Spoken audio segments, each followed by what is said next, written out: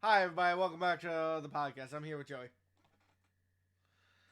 And I'm here with Mr. Sleepy Sheepy. Mr. Sleepy Sheepy. Speaking of sleepy time, today I want to talk about some movies that came out recently. Gosh, I've got two of them, and which which movies? I'm talking about the Mario movie and the D&D movie. Oh, okay. I haven't seen the D&D movie yet, but I do have opinions on the Mario movie. That's good. So both of these movies are great love letters. They do have great scenes. They're fun. They're energetic. Um, but they don't follow things perfectly. And with Mario, I don't mind. But with D&D, something about the D&D movie rubs me the wrong way, and everybody calls me crazy. And this is probably a hot take. But my reasons for disliking the D&D movie are that the character classes aren't properly represented. That's dumb. There's a better argument to be had, and that's not it. I know. So, if we want to talk about arguments for argument's sake, it's that they just called it Dungeons and Dragons, and they didn't name it Dungeons and Dragons, and then one of the expansions is one of the Underwires, which they could definitely make more movies off of because they're idiots, and they thought that they would make one and then just call it two. Oh, that's fine. I don't care. Dungeons and Dragons is about making your own adventures, anyways. Well, the trick here is they're doing a movie. There's established lore they can play with that they can put to screen. They used it. They used established lore. It's set in the D&D universe. What I'm saying is, like, there's so whole stories that you could just make a movie out of. Like, one expansion a piece, a single campaign is dense enough for a movie. What? So make each movie you want the Strahd movie? Popular, famous. I think a Strahd movie would be fine. I even think including that fucking shit dungeon would be fine. The one with the fucking lich at the end. But the Mario movie was... Well, hold on. Can I at least talk about why I didn't like the class situation in the D&D movie, though? And people call me crazy for this one. But here's the thing. I went to this movie, right? And one of the things I thought to myself, it was going into this movie before, like, as I was pulling up to the movie theater, I was like, God, I really want to see a bard do some magic. I want to see what bard magic looks like, right? I have a general idea of what bard magic looks like, but I want to see it, right? So the main character's a bard, right? Right. The guy's a bard. Doesn't do any magic. No magic. Barely plays the lute. I mean, what level did they get to? There was no levels. I think they're like, based on what the fact that the sorcerer's spamming spells, I think they're like level 10, 7, 7 okay, 10. So that's something to be a little more upset about than just the bard not doing magic. There's a paladin in the movie. Guess what the paladin doesn't do? He doesn't do any magic. Yeah, no. So that the fact that they're possibly level 10 should be more upsetting to you. I feel like they're level 10 and not doing magic. Like, that's a caveat right there. If they were level 1, I could see an argument for progression of each level. They gain a spell or no. They're already all established adventurers who have already done shit. Yeah, no, that's dumb. The barbarian. She never gets really super mad at anything. She's a great warrior. She's a great fighter. Never gets super mad and doesn't gain strength from that. Druid. Does wild shape a lot. Never does any druid magic. I mean, don't you know, man? Women are more level-headed. They don't get mad. Oh, yeah. They're always mad, according to She-Hulk. Anyways. I mean, that's dumb. That was really... God, that's stupid. Sorry. Anyways. But I think that's just kind of my problem, is that the classes aren't proper. There's a paladin character, right? Moment he gets injured briefly, like a small injury, right? Next scene, he's perfectly fine, and I'm just sitting there like, you could have spent like 5 seconds, have him touch his wound and make it disappear with lay on hands. There's a moment where he does a sick jump strike against the enemy. I'm like, this would have been the perfect smite if you were willing to smite with the paladin. But no, they don't. The paladin's just a fancy fighter, and the barbarian's just a fancy fighter, and the bard is just a fancy fighter. So there's no differences between the three. I mean, I'll take a look at it myself because I've noticed, like, you're very particular about your movies, about things you like. So here's the thing. Other than that one major problem, I love the movie. Everything else in the movie's great. When they do magic, when the sorcerer's doing magic, when the evil wizards are doing magic, when magic is happening, it's fantastic. I was complaining about the druid not doing druid magic, but that's not a problem because she wild shapes all the time. It's constant wild shaping, which is breaking the rules, but I don't care. There's some sick scenes because of it. And, like, the bard, like, yeah, he doesn't do anything, like, in the action scenes, like, ever. But outside of the action scenes, he's great. He's a great talker. He does some cool stuff. But it's like, there's a scene where they're doing a major illusion to distract somebody and sneak behind a guard. It's the sorcerer doing it, and I'm like, distracting guards with crazy shenanigans is a bard thing. Which, I know the sorcerer can do it, but it's like, it's like such a bard thing to do, but the bard's not doing it. It's just, I don't know. And then then Cody, I was telling this to Cody, he's like, well, clearly he's a rogue. I'm like, he doesn't even sneak. He doesn't sneak anywhere. He's a poor charisma rogue if he is a charisma rogue. Ignoring the fact that he clearly has a loot that he carries everywhere. Yeah, no, the loot and him not sneaking make him not a rogue. Because, like, even when he's, like, infiltrating places, he is literally walking through the corridors nonchalantly. And talking his way through situations. He is a bard, not a rogue. He doesn't sneak attack anyone. He doesn't stab somebody in the back. He doesn't lockpick anyone. He doesn't... I think that in the backstory they had to pickpocket someone at some point, but like they're all thieves. That's part of the backstory, and there's a clear, more roguish character in that party during the backstory who's one of the villains. But yeah, there's another charisma rogue right there as one of the villains. I guess I see the issue with it, but like as I said, I think that it's better suited. Less as its own telltale story, because it both falls in and out of the D&D scope. If it's telling a new story, because it's only based in D&D and the classes alone. The campaigns that exist in D&D exist in D&D, and everybody plays them over and over again. Sure, make your own adventure in them, but the campaigns themselves are synonymous. So not utilizing those campaigns as a basis for a story, and then building the story around around the core, seems a little foolhardy to me. And it seems very apparent to me that people that made the movie, if they played D&D, they probably didn't play much. Yeah. It's clearly definitely like play D&D, but like, God, it's just one of those things where it's like, movies are so cowardly not to go all in on stuff like that. They refuse to go all in on that and they almost do. Like, there's a moment where the sorcerer does wild magic, and it's kind of rad. And like, the sorcerer is rad as fuck. Everything with the sorcerer is great. It comes back to me with like I was going to talk about the Mario movie and how, yeah, it panders. It's really good at it, but that's still Chris Pratt voicing Mario, not Charles Martinet. Even though people told them could have been better. I know it would have been better. Or fuck, they're going to recast Mario eventually. Anyways, they have to. Charles will die, but they're not going to. If they cast him with Chris Pratt, I will riot.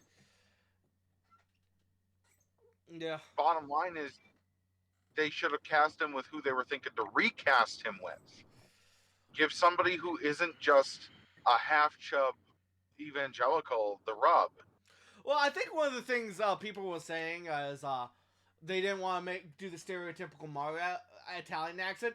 Meanwhile, there's Mario's very stereotypical Italian accent family right there. So it's like, well, that excuse doesn't hold up. And also, they still make the games, and it's considered synonymous at this point.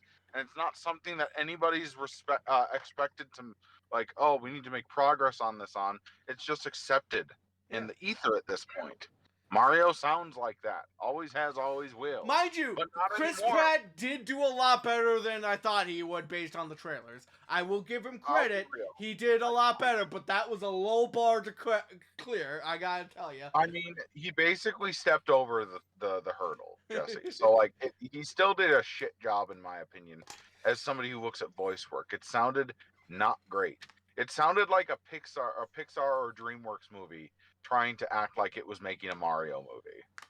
Now, there were voices that were good in the movie. Excuse me, this is Illumination, so it's actually an Illumination movie trying to be a DreamWorks movie, trying to be a Mario movie, because that's what Illumination does. That's true. That's depressing. There were good voices in the movie. I love Jack Black. He brings a lot of energy to the role. He's not Bowser. He's Jack Black. I know. That's a problem. Because they gotta stay separate. There's that meme song, the Peaches song, which I do love, but I'm just sitting there, I'm like, that's such a Jack Black, not Bowser scene. Well, I mean, and people are like, well, maybe that's a good thing. I'm like, are you saying Bowser's not an interesting character? Have you played the fucking video games? Like, it reeks of this is not for Mario fans while trying to pander to Mario fans, if that makes sense. They have those scenes in there that are really nice for people who played Mario. But they're all in the background. Like this. That's the thing. But then they do things like this that feed the people who don't play Mario or don't know much about Mario's perception that Bowser wasn't an interesting character to the point where we're like, we had to inject him with Jack Black. And I'm like, Bowser was making people laugh before Jack Black was even on the screen. Yeah, Bowser's hilarious. I think Peach's voice actress was fine. She did the job. I don't even like Peach's regular voice too often. I find it too high pitched and annoying. I mean, I don't know if you could sustain that voice because of the tones that it uses. It might be too hard on the voice. A lot of people said they like Seth Rogen DK, but I don't like Seth Rogen DK. Oh, I hate it so much. That's my favorite fucking Mario character, and he bastardized it. Because he doesn't sound like a gorilla. He doesn't sound like a gorilla. I feel like I'm watching the fucking Hangover. Whenever he's on the fucking screen. But, and it's a waste of my goddamn time to listen to him try to voice act and fail. Now, here's the other one. He wouldn't do it. So, a lot of people said they hated Cranky Kong. I actually kind of liked it, like, angry Jewish father Cranky Kong. I mean, it's okay. It's not the best. He at least sounds cranky-ish. He sounds the cranky. Kong voice actor, like if you could find a middle area, like there are multiple ways to be cranky than just building the Jewish stereotype, right? They don't have to, but I think it's all right. I don't get the excessive hate for it. Is what I'm going for. Well, I mean, making the Jewish man cranky and old, that is a stereotype progression. Now, what I would have done is made him like from Brooklyn or Chicago or some shit. Well, we already have characters like that, though, so. Where? Yeah, that's true. Not Mario, for sure. Where? Well, Mario's supposed to be. You know what? I did like the Luigi, though. Charlie Day as Luigi, I will give I agree. I can agree with that. And I liked the Toad voice. I liked Michael Keegan. That was what I was gonna get to. You shit. I was gonna say Keegan-Michael Key did an alright job as Toad, and I think Charlie Day did a solid job as Luigi. And neither of them are well known enough to be on the level of like a Chris Pratt, where it's just trying to shove a star in a hole. And although again he's being Jack Black, I did still like Jack Black. He did at least try to sound like Bowser to a certain extent. It's sour. It's the concept of what people say to me afterwards. It soured it for me, which is, well, Jack Black helped make Bowser interesting. Fuck yourself and die. Listen, the only scene that would have been different is the Peaches scene. If the Bowser was voiced by somebody else, that's it. No, Bowser probably would have been a little bit more imposing initially, and then fallen on comedy when things were like Yeah.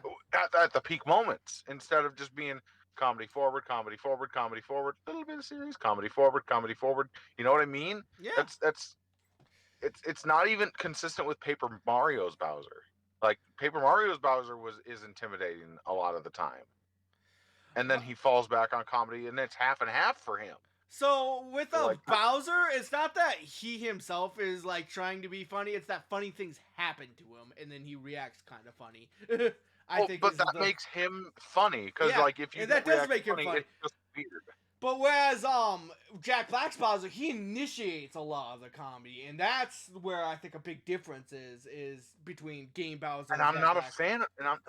I'm not a fan of that because he's supposed to be the villain, and also like, dude, Bowser is arguably right the most famous big bad in all video game history.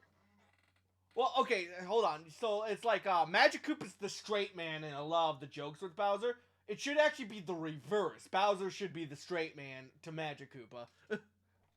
And I agree, and I that's think that you know what was missing from this movie? Diddy Kong, he was in it, kinda. Donkey Kong, not no. Donkey Kong needed a foil. I'm sorry. Is my boy Lanky being next to Diddy Kong not enough? Chunky was there too. The DK64 crew was all there along with the rap. That's all the representation I needed. The rap and the DK crew all there. Jesse, that's how they get you. They tipped a little sugar into your soda and made you happy when you should want a whole soda. I think it's fine because like there's already a lot of characters getting like DK having like a bigger role than Luigi to a certain extent is enough. For sequels, we can have Diddy show up. You don't have to put all your eggs in one basket. Yoshi can wait till next movie. Okay, here's my reasoning. If we don't hear his shitty voice now, they're gonna just put it in later and not listen to us. Because we would at least have enough time to bitch enough if it sucked. You know what? Change it at this One point. scene with Diddy probably should have counted though. One scene with Diddy. Because like we didn't have enough time to complain loud enough for Mario to change. Ugh. You know what? Because we needed a full while for the Sonic movie to happen properly. They delayed that by like a year. Dude, Sega does what Nintendo don't, okay? Yeah, I know. They listened to it. They listened. But, like, Seth Rogen even said, I'm not going to do the voiceover work. And the guy making the movie's like, I still want you. I'm like, fuck you. Fake ass. But, like, I don't want to be that no true Scotsman guy. But, like, what a... Like, if you want to make the movie just for yourself, then just say that's what it is. And you want to know what? I think this is kind of getting to the point. I have more complaints about the Mario movie than I do about the D&D movie because I love the D&D. But the problems in the D&D movie bug me so much more than the Mario movie problems. See, the Mario movie, and that's weird. I don't know why this is, but it's like with the Mario movie, I'm like, yeah. Oh, sorry. It's arguable, but I feel like Mario has touched more lives than D&D has. That's arguable. Just because like one is Mickey Mouse and one is a grouping that doesn't tend to be. The other is a Monopoly board.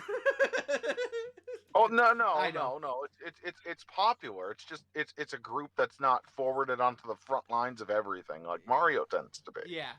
That's the only difference. If it was flipped, I'm sure D&D would be at the top of the pack. But Mario is Mickey Mouse of video games. Yeah. Inarguable. So what pisses me off about this is he touched so many lives, and this is a culmination of redoing a major fuck up. Yeah.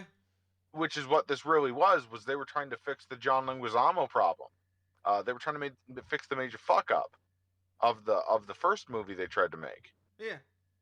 And almost everything is right, except for it's kind of like that scene in Family Guy where you're like, wow, she's really hot, but what a fucking laugh. And she sounds like the Crypt Keeper. Yeah. And it just deflates you. So that's another thing. You said it touches everyone's lives. When they pander to like first and foremost, I said this is on the front. When the front thing, like the voices, the main characters are pandering to the non-video game people, that says that all those video games people whose lives are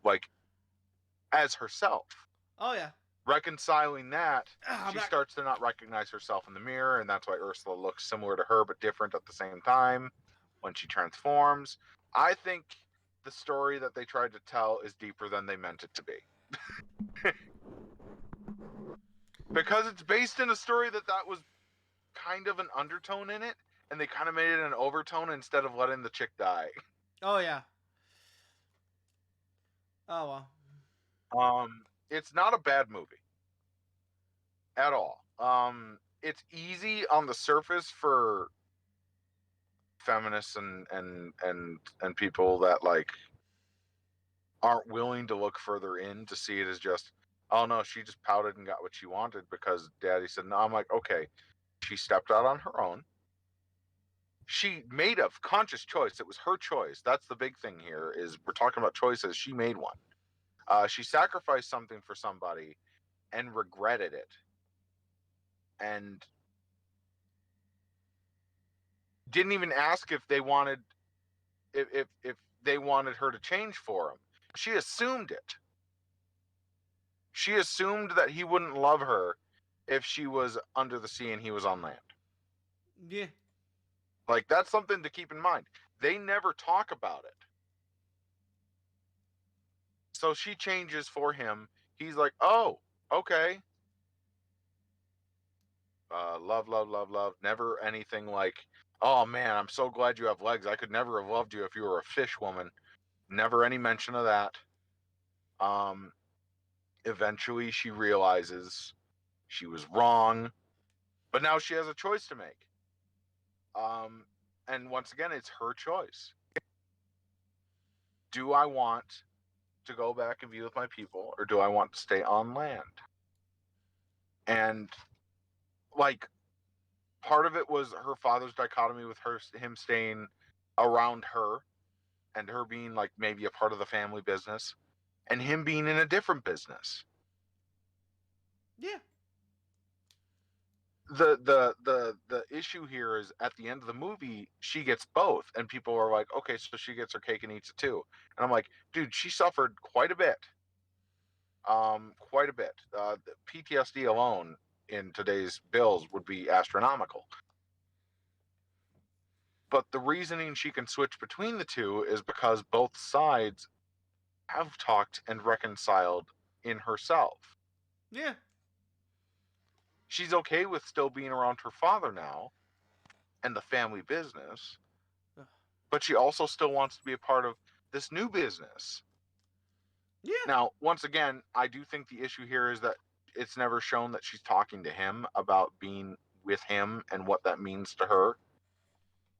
But I think it's not needing to be said, because the moment he found out she's a fish woman and he didn't think she'd be turned back, he still went and fought for her. Joey, I'm gonna be honest. Because she was I didn't expect you to have like a huge Little Mermaid rant here. That's a I know this show is called Derailed, but holy shit, dude! I was just like, yeah, we're talking about Wreck-It Ralph, and it was like, ah, yeah, I mentioned Ariel. I was like, was she a damsel in distress?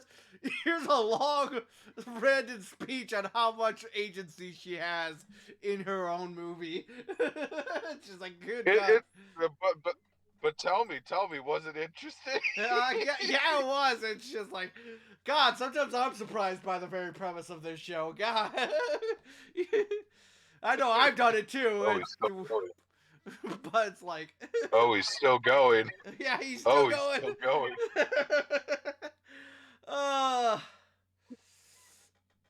Man, oh man. But yeah. I mean, there are very few Disney movies where I could say the same things too. I mean, it's That's the big thing about it. It's a bit weird that they're still going on with the damsel in distress like narrative, even though they haven't done that in a long ass time. Well, I mean, they more often than not they flip the script to it, but it's been like almost 20 years since it's been over 20 years since it's been a norm. Like, I think the last major one was either Meg or Tarzan. Because Kira was not a damsel in distress. That bitch could kill you. From Atlantis, oh, she'll kill you. Yeah. And then we go to Oh wait, Treasure wasn't the Planet. Robin That Hood woman movie the closest? There's that chick. No, she was never in distress though. I'm trying to think. When was that Robin Hood movie? Shortly after Jungle Book. Maid Marian. Yeah, she was in distress. Okay. The Furry Awakening. Maid As Marian sometimes. is. No, sorry.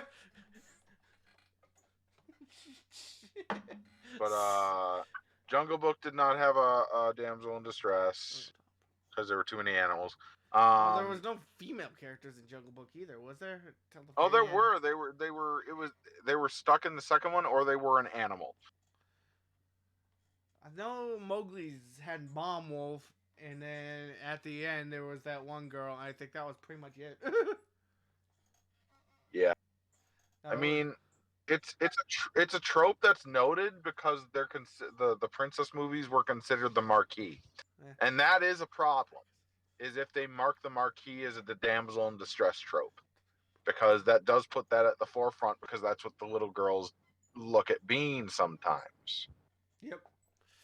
Like that it's kind of like if I were to watch wrestling and I saw there was a match with a wrestler named Jeff Hardy who came out and he was just fucked up. He was high as shit. He could barely walk, and they had to call the match and get him in a 1-2-3, force him down to do it, just to cover it up. And there are people that look up to him. You know what I mean? Yeah. And it's a negative thing to look up to only that. You know, because other things he does, he's an amazing high flying wrestler. He's a good talker on the microphone. He has good stage presence. But he's an addict, like a hardcore bad time addict. There are certain things that aren't good to look up to all the time. Yeah. So I get that concept at least.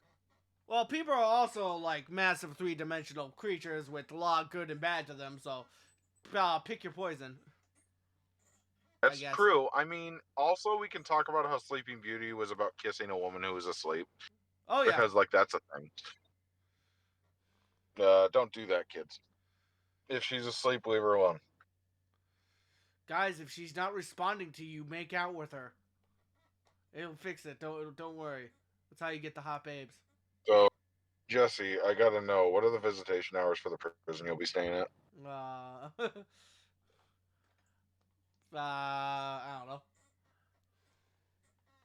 But I'm too tired to rebound on that joke.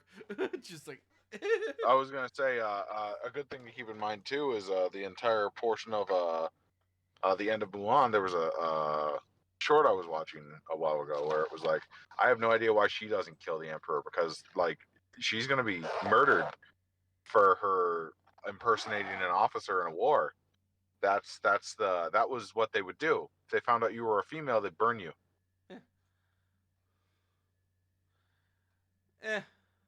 Which is awful. No. God, sorry, this microphone's it's one of those things where for some reason the microphone's not picking up a lot of some of the things I'm saying. Scoot closer. Go breathe deep into there. I think I'm just talking quiet because I'm tired. Go deep into that microphone. Deep throat. But oh no. Are you my call guy for Metal Gear Solid? Listen, man. But, if the microphone isn't picking up the tonsils directly, what are you doing, really? True. So I was gonna say though, I think the time that Disney really started to flip itself on its head with its damsel in distress storytelling was during the realistic era, Treasure Planet and Atlantis. Oh yeah.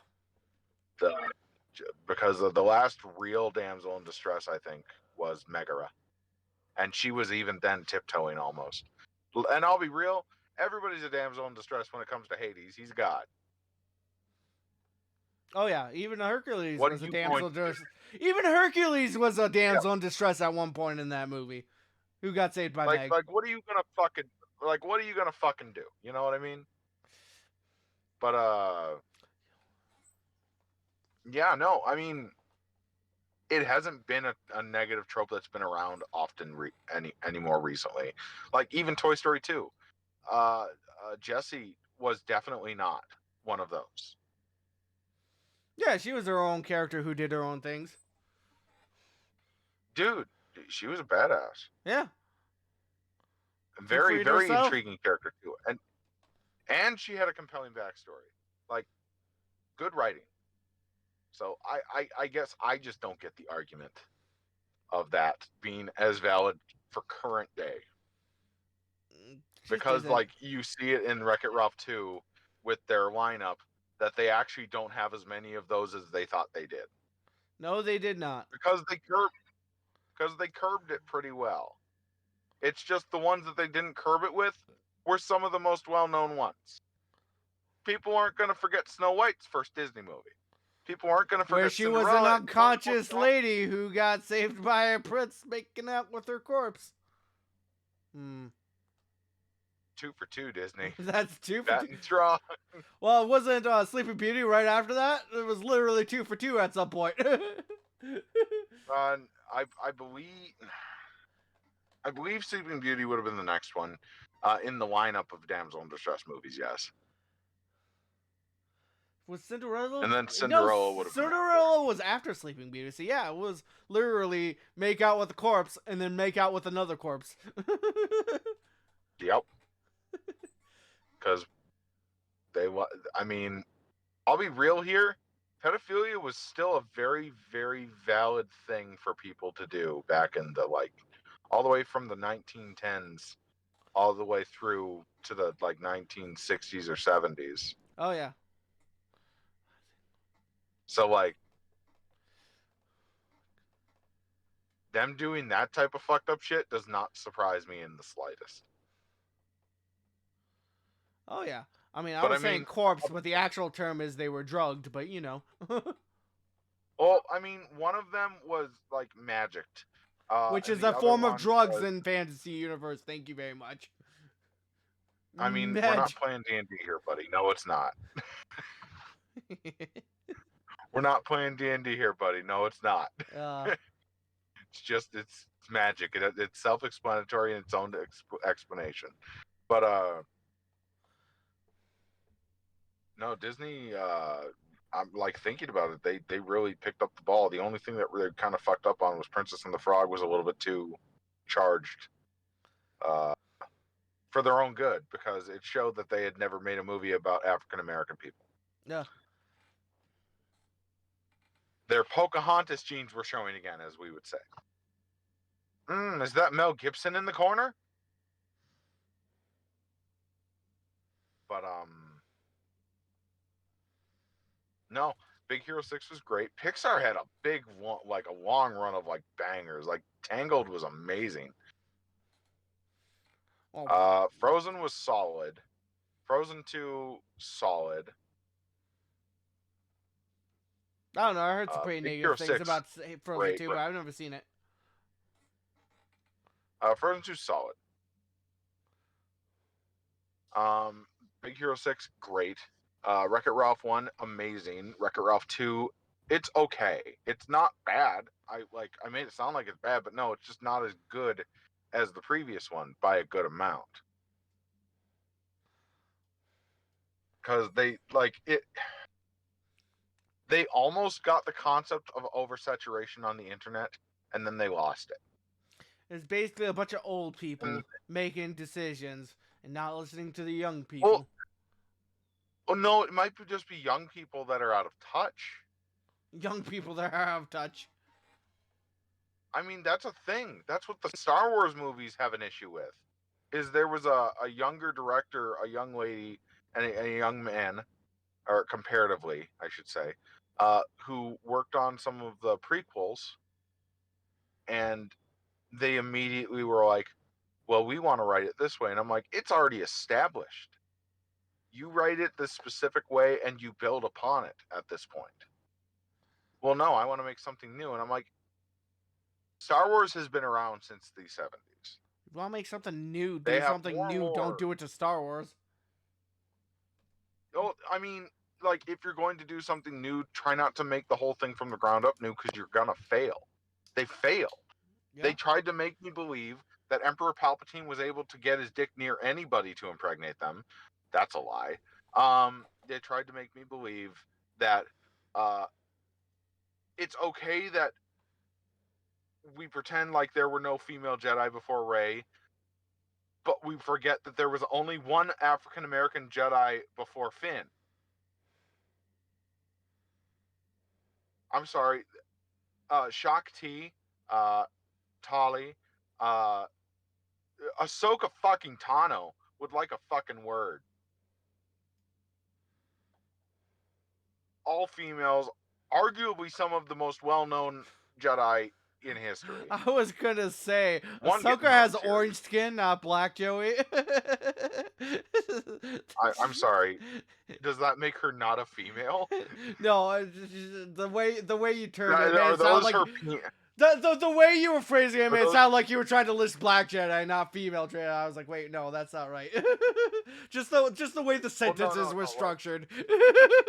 well, one was based upon gender, one was based I upon know, race. but That's you said my the race issue. one last, and then you started listing people, so I was like, wait, man, that's not based on race. So sorry. But yeah, my point just here the sentence would have to be, structure. And my tired brain was like, they also kept on trying to remake their movies every time on their sequels, where they would like drop plot points, or they'd build up a plot point just to drop it, or you'd immediately kill Han Solo, and Luke wasn't there. So here's the If thing. anybody's going to, first off, Luke would have felt that. First off, he would have, if he can apparate from across the galaxy and he feels Han Solo die, because I guarantee you he's tuned in, he would have appeared there and been like, "What the fuck, dude? What killed him?"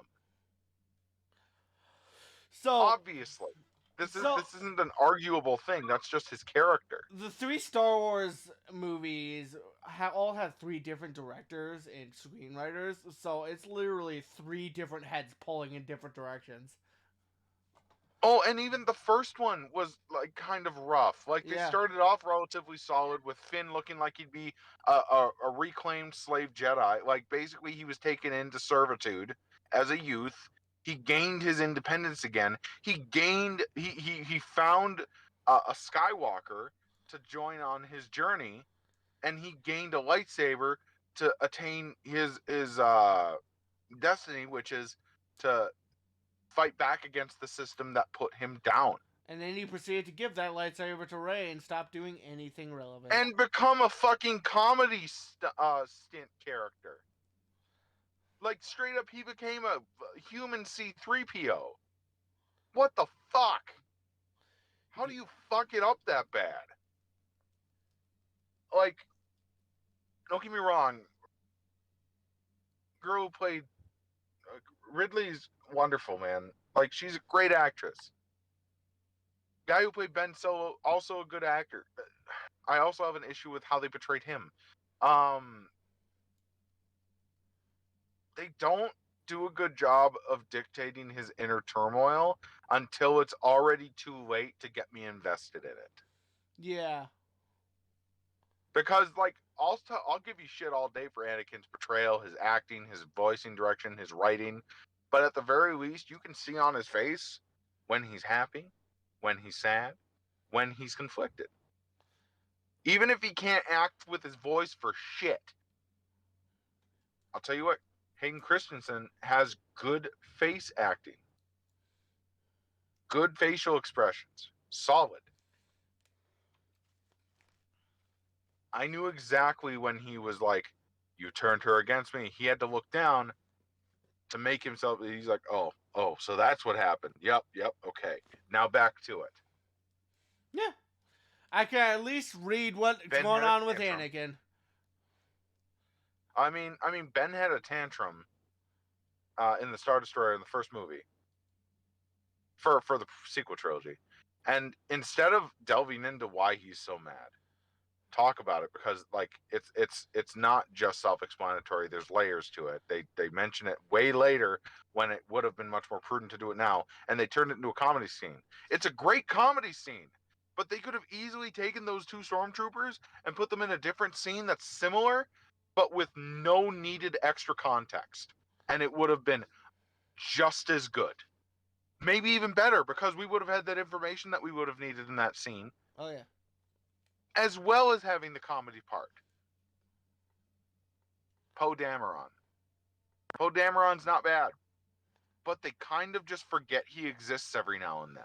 I feel like him and Finn kind of He's like... meant to be the... Him and Finn kind of steal each other's jobs a little bit. Oh, I mean, no, Finn's the C-3PO. That's even more disrespectful. That's why I brought him up first. Like, this man was the one who started this whole let's stop this rebellion thing and made it so that, like, Rey could get to these people and all that shit. He's the ball that got rolling first. And then they threw him in the lake and played with everybody else. Except Poe Dameron, as I was going to say, he's the Falco of the group. He's supposed to be the hotshot fighter pilot, the good mercenary man. The Han Solo of the group. Who can show you, like straight up can show you up in a fight, and can shoot down, like he can shoot the nutsack off a fly. Like that's the big thing. But they just kind of forget he can do these things. Leia was handled as well as they could have, because her actress unfortunately died. You know, you can only do so much. So I'm not gonna at them for how they had to end her. But I'm gonna hang on that Han Solo thing forever. There's no way Luke wouldn't have shown up for that. Same with Leia, honestly. Like there's no part of Luke that was shown in anything other than that would showcase that he would act the way he did in either The Mandalorian or the sequel trilogy. So this is especially when he was given the option of joining the Emperor, giving into his hate, and realizing that his father killed his mother, because that's canon, by the way. He realized all the things his father did to his mother. Also going into the dark pit of Dagobah, dealing with his worst fear and dealing with it. Yeah. I don't think there's any way that Luke would have tried to kill Ben. They got rid of all the extended universe stuff. They literally stated that. No, they've stated they got rid of the extended, but if it's extended, that means it's after. They've stated that the stuff that happens in the movies are still canon. So Vader going to figure out that Emperor Palpatine lied to him, that's canon. Vader going to fight Emperor Palpatine before Return of the Jedi is canon, because Vader did that. He found a giant fucking space squid, rode it, and tried to take down Palpatine. Palpatine said, I did this so that you would come to find that there's no fucking reason for you to even try. And he killed the thing. Yep. So, there are canon pieces of comic. So there is a weird thing. Sorry, this is something that was earlier about Han Solo's death that I was trying to say, but you kept talking. This is a weird thing, and I feel bad for saying this, because, like, obviously it's an emotional moment for Han, and, like, he clearly couldn't see this. But I also feel like a professional rogue like Han should have definitely saw his clumsy-ass son holding that lightsaber.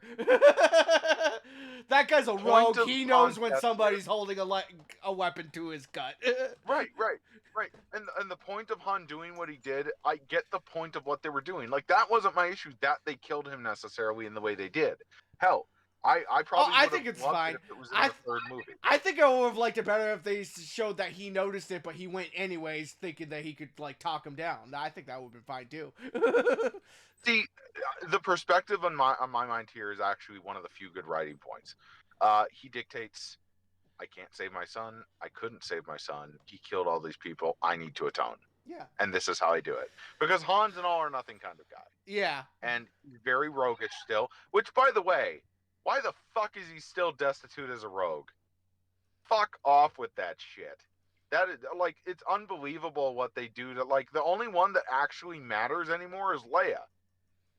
I'm just saying, like, this guy has an in with the, like, government. How the fuck did he get so poor that he had to sell the Millennium Falcon? Well, his character progressed as a person. He became a great leader. He's a great talker. He's a kind man by the end of the original trilogy. There's no logical reason that you cannot tell me what happened between this and that and expect me to be okay with this showcase. You can't. But they did, because they think that that's how we want to see him. No, I want to see my characters that I love progress logically. That's where I was getting at with Luke. There's no way he would have fucking even tried to kill Ben based on the character he had shown. And there's a lot of character that he had shown, specifically on Dagobah, which is a Sith minefield. That is a Sith homeworld. That is a Sith battleground. That is a Sith temple. Yeah. That's full of the dark side.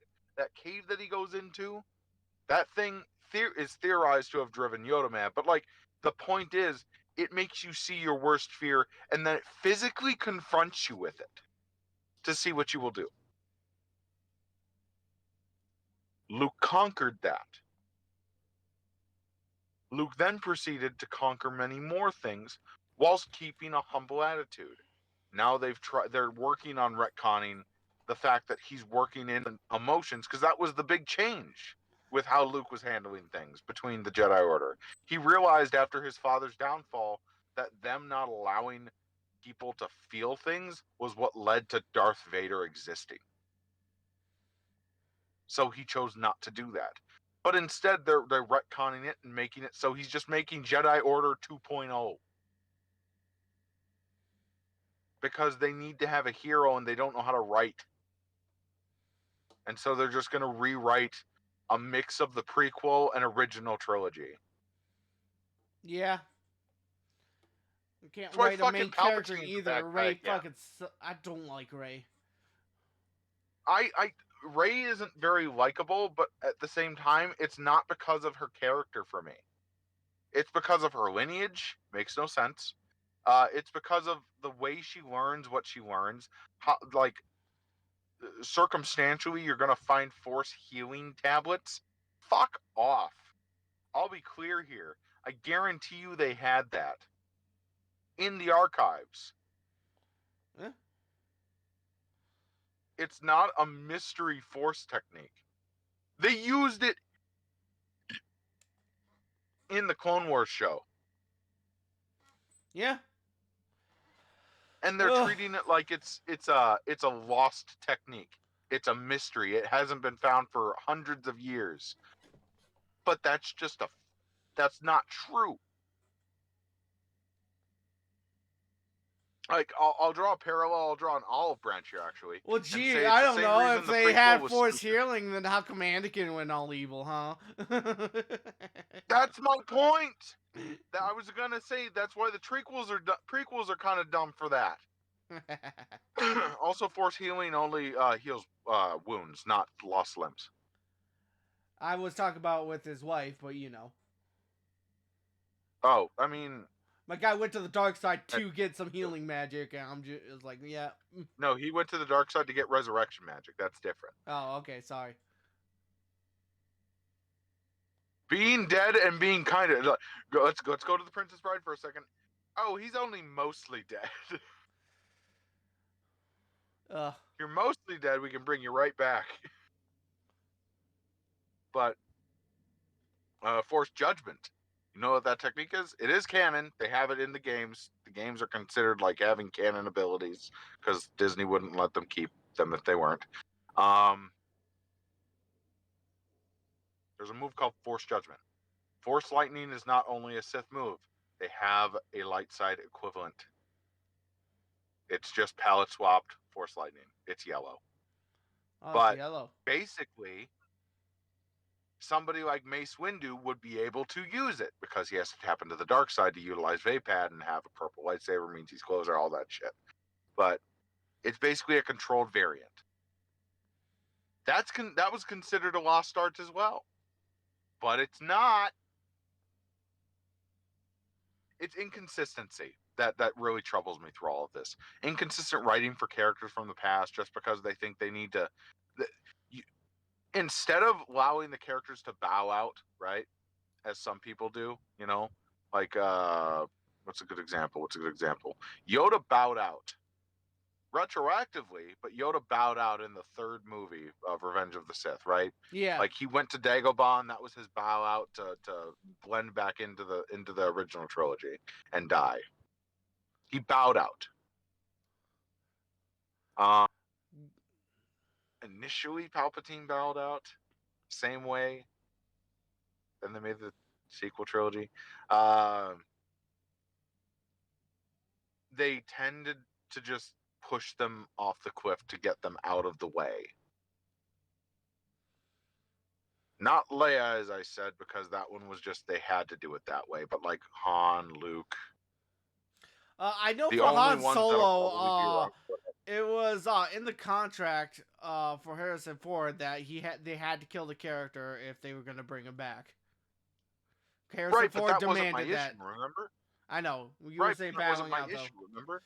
I know. We were talking about bowing out, though, My so I entire was like... point. Right, and a bow out for Han Solo would have been in front of at least Luke or Leia. Yeah. But nobody was there that he knew other than Chewbacca. That was it. Chewbacca's and he was at the the most bottom of his important rung one. again. Excuse me. Chewbacca's Honestly, his bro, Leia. man. That's his heterosexual life partner.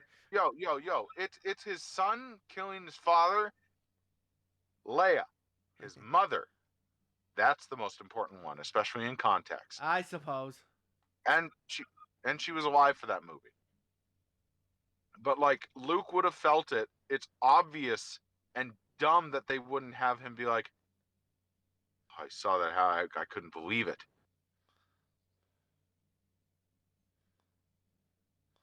And initially, if Luke was brought upon by Rey, he would have been like, no, I need to train you. I need to train you right this time so you don't go down the same path as him. Because his fear would have only been realized in the way of seeing it happen again by him not doing anything. They did not let Luke bow out. They made him into Yoda 2.0 instead of having him be Luke Skywalker. So what they turned Han Solo back into the... Sorry. What they could have done... This is me just writing in my brain as we talk, and I'm a little tired, so it's probably wrong. What they could have done is just have Luke go searching the distant parts for that Jedi temple that was on the thing. Like, he was searching for it, and that's why he was gone. And just have Ben follow the dark side without Luke's guidance. Like, Luke had to go... What happened... That's what happened with Jaden Solo, like, from the comics. So that would make sense, because the comics were written well. Yeah. So, like, if they were going to take cues from anything, take cues from the comics, you know? And then, like, Luke, the reason why Luke couldn't stop any of this is because he's been long gone to the distant far reaches of the galaxy, and it isn't until, like, Han dies that he's like, that he feels it. He's like, oh shit, something's gone wrong. What? So, yeah, that could be it. Easy enough. That would explain why he's it's so something that definitely was written wrong. And then, like, it was definitely something that was written wrong. Then when Rey gets there, they're like, why are you still here instead of coming to us? He's like, well, my ship crashed. I'm stuck. Stuck. Because Rey is in training. Like, Rey being able to use the Force powers the way she did makes no fucking sense when it took Luke as long as it did, and he is the Wunderkind. He's a Force baby. She's not. Makes no sense. What are you talking about? She was it's not dictated. She's not. Oh no, that's not what I mean. It's dictated that she's not dictated to be anything super special. She's just Palpatine's baby, which would put her a little above average, if not high. I know. I was joking when I said that. Anakin, Luke, Anakin, and Leia were dictated to be created by the Force, to be like 3 to 4 times stronger than the strongest Force user at their peak. So, like, midichlorian counts, let's go to that. Yay, hooray, fucking stupid. But Yoda's at a high end, 23,000. Right? Right. Anakin's at his highest end during the third movie, 32,000. Are these power levels enough to beat Goku, 20s. Though, is the real question. Sorry. Side, yes. Sorry. I'm getting Dragon Ball Z discussion flashbacks here with these numbers. Just like. But like that. Could they defeat Broly as a baby? Could they defeat Baby Broly? Yes. Yes. Really? I thought Baby Broly had 1 million count. I think that's like 5 times stronger than them. It's not 1 million actually. His baby one is 10,000. Oh, okay. Oh, yeah, they could defeat Baby Broly. Hell yeah. How about Frieza? Could they beat Frieza? Vegeta. Just like, no. Sorry, No. I'm getting off subject. Just like, No, it's fine. I actually can answer these questions. I know. But they're rhetorical questions, like, Joey. You're not supposed to answer them. Yep, but I'm answering them just to annoy you.